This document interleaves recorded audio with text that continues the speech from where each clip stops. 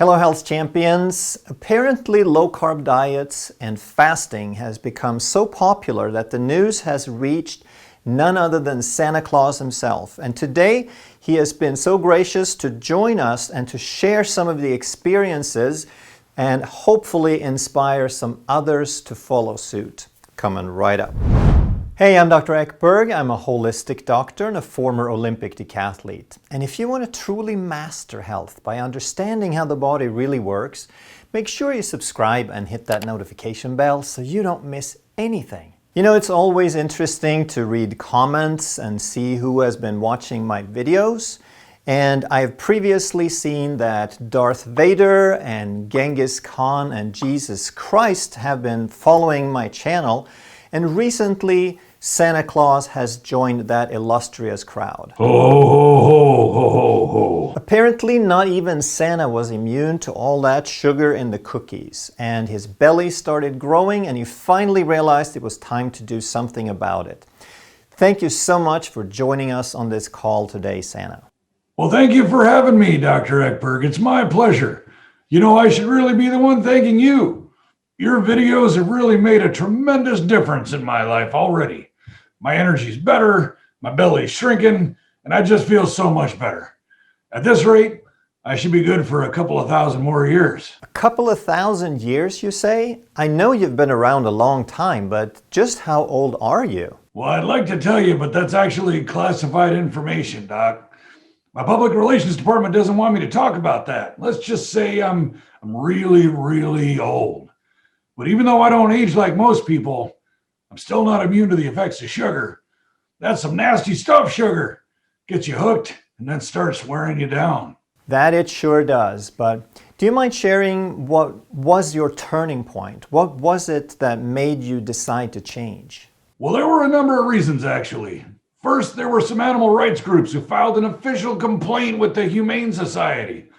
They claimed it was animal cruelty to have the reindeer pull around a guy who weighed over 400 pounds. And I don't know where they got that information anyway. I was never over 350. Well, the complaint was dismissed on the grounds that the kids would be too traumatized if they didn't get their presents. But by then I'd already heard some grumbling in the stables. You know, Rudolph was talking about starting a labor union and putting up OSHA regulation posters. So I guess it was time to do something anyway.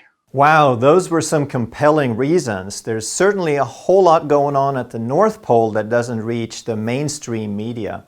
But did you say that there were even more reasons? Well, yes, Doc, there actually is another reason. The main reason was really Mrs. Claus, who finally got tired of my big belly and all the huffing and puffing.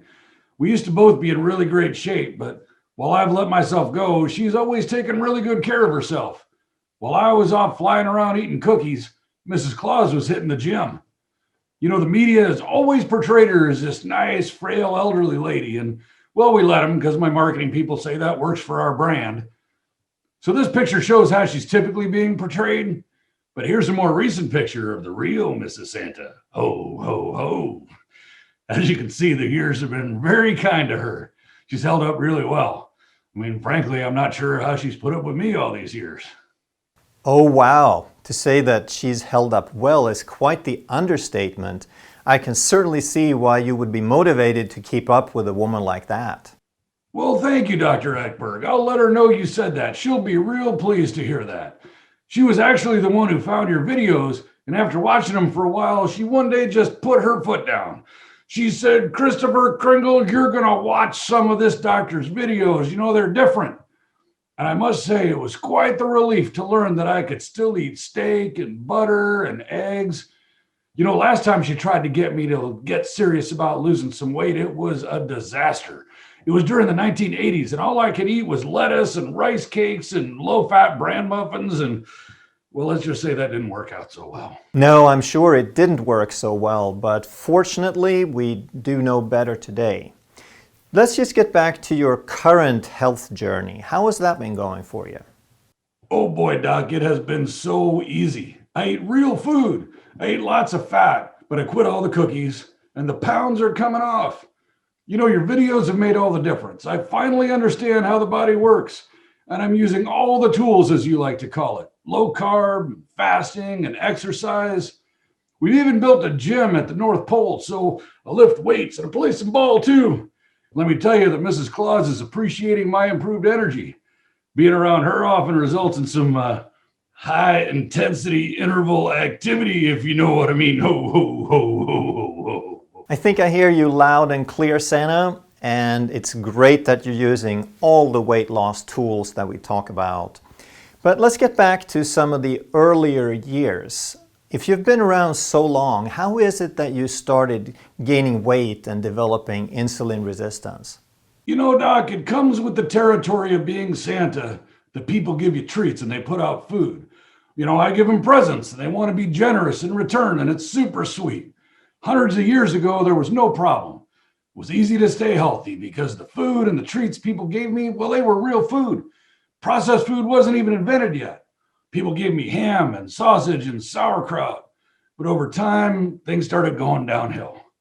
First, it was oatmeal and rice porridge, which, you know, that wasn't terribly bad. But for the last 100 years, all I've been getting is cookies and milk.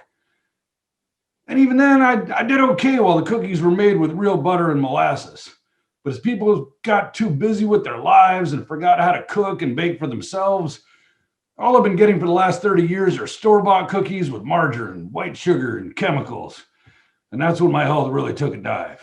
Yes, that's certainly unfortunate. The quality of food all around the world is just getting worse. But let's get back to your blood work and when we sat down for the consultation and we talked about how your A1C and your insulin and your triglycerides and your cholesterol balance, there were some pretty scary numbers there. So I know you got motivated to do something about that. So how has that been going since then? It's been a real eye-opener, Dr. Ekberg. I've lost 30 pounds already.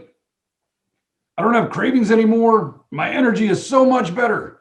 Like you explained on our last call, all the numbers are improving. I used to think it was normal to have mood swings and energy swings and that you had to have snacks every 2 hours. But now with intermittent fasting, I eat once or twice a day and I have so much more energy.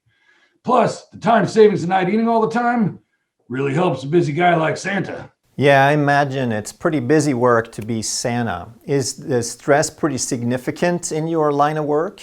Oh, let me tell you about stress, Doc. There is never a dull moment.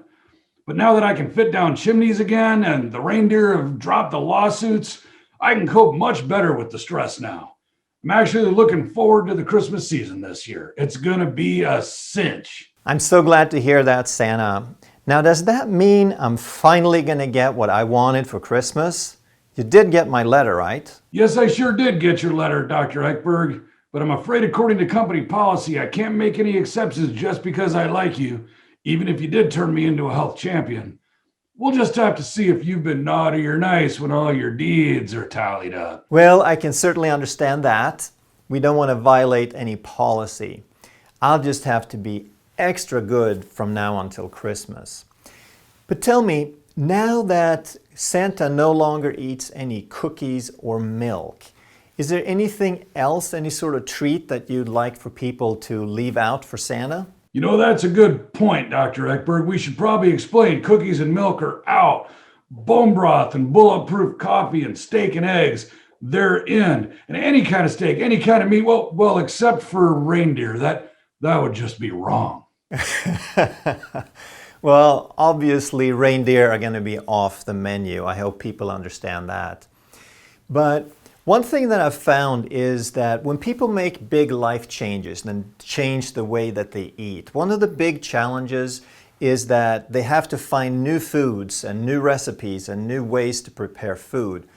Is there anything that you want to share, something that has helped you in that process? Actually, I'm really lucky in that department because my nephew also has a YouTube channel where he barbecues and grills all kinds of meat, and he doesn't use sugar, so I can use all of his recipes. That's great. That sounds like a good resource for people. We'll be sure to put a link in the description. Well, thanks for having me on, Dr. Ekberg, and thanks for helping me get healthier. We'll see you on Christmas. Thank you for joining us today and sharing your story, Santa. I think like any celebrity who takes action, you've probably inspired thousands of people to follow in your steps and do something about their health. Thank you. Now, if you want to follow in Santa's footsteps and learn more about how to get truly healthy, go ahead and watch that one next. Thank you so much for watching. I'll see you in the next video.